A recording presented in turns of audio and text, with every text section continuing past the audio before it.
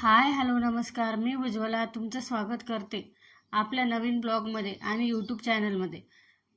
सर्वांना सर्वप्रथम श्री स्वामी समर्थ आणि भागवत एकादशीच्या हार्दिक शुभेच्छा. आजपासून चातुर्मासाला सुरुवात होत आहे. प्रत्येक ठिकाणीच होईल असं नाही, कोणी पुढल्या येणाऱ्या एकादशीपासून सुद्धा करतात. मला उपवास असल्यामुळे आज मी एक साबुदाणा भिजवत आहे आणि नंतर मी माझ्या समोरच्या कामांना सुरुवात करीन.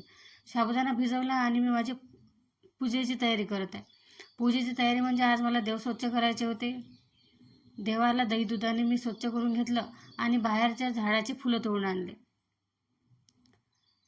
आपल्या हिंदू धर्मामध्ये सण व्रत वैकल्य काही ना काही चालूच राहतात. वर्षभर काही ना काही असतेच. मी पूजा करून घेते आणि नंतर बाकीचे कामं. मुलं आहे स्कूलला गेलेले. घरामध्ये शांतता आहे आणि माझी शांततेने पूजा होईल. इकडे माझी पूजा वगैरे झालेली आहे, तुम्ही बघू शकता. देवघर किती सुंदर दिसत आहे. घरामध्ये जेव्हा असं काही असतं तेव्हा देवघरात खूप छान दिसते आणि घरामध्ये खूप पॉझिटिव्हिटी होते.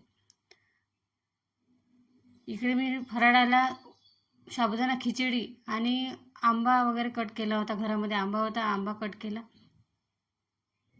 देवाला नैवेद्य देऊन मी आता फराळ करणार.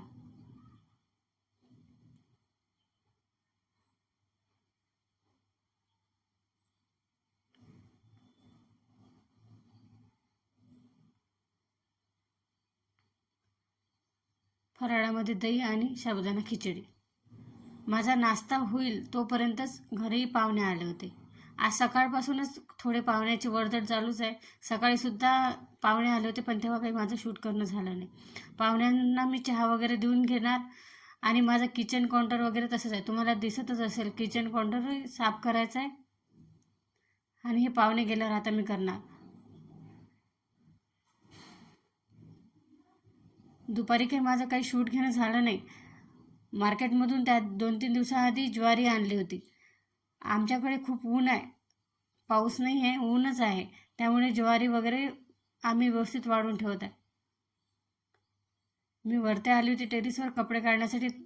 म्हटलं पहिले ज्वारी जमा करून घ्यायची, नंतर आपण कपडे घेऊन जाऊ.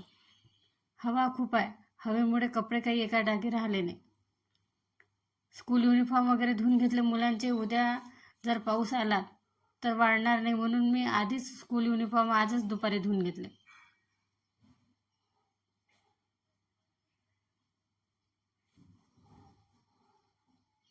कपडे घेऊन आता मी खाली जाते.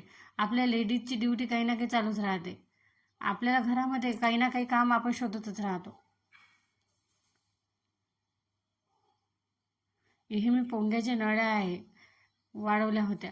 वरून कपडे काढून आणले आणि कपड्यांच्या घड्या करून घेते. दिवाबत्ती झाली आहे माझी, कपड्यांच्या घड्या करून घेते मी.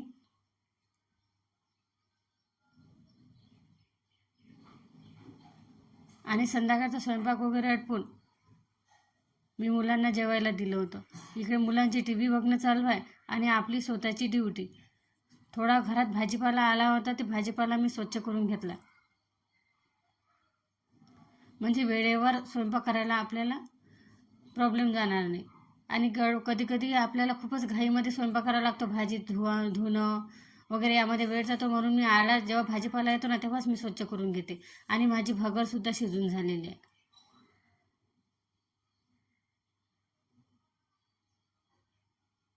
याला एक प्रकारचं आपण प्रिपरेशन सुद्धा म्हणू शकतो.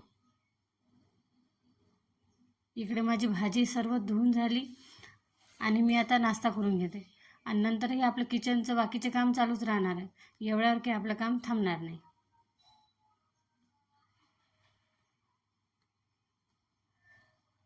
सर्व आटपल्यावर मी मुलांसाठी हळदीचं दूध बनवलं. हळदीचं दूध मुलांसाठी म्हणा किंवा आपल्यासाठी सुद्धा खूप छान आहे. यामुळे आपली इम्युनिटी पॉवर वाढते, कफ वगैरे होण्याची शक्यता कमी असते.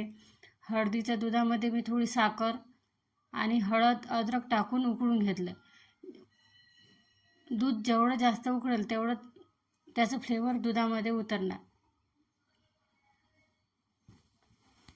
मी चांगल्या प्रकारे हळदीचं दूध उकळून घेतलं.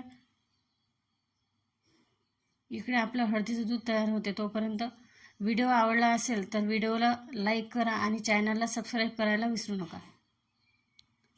भेटूया नवीन व्हिडिओमध्ये. तोपर्यंत सर्वांना बाय आणि सर्वांना शुभरात्री.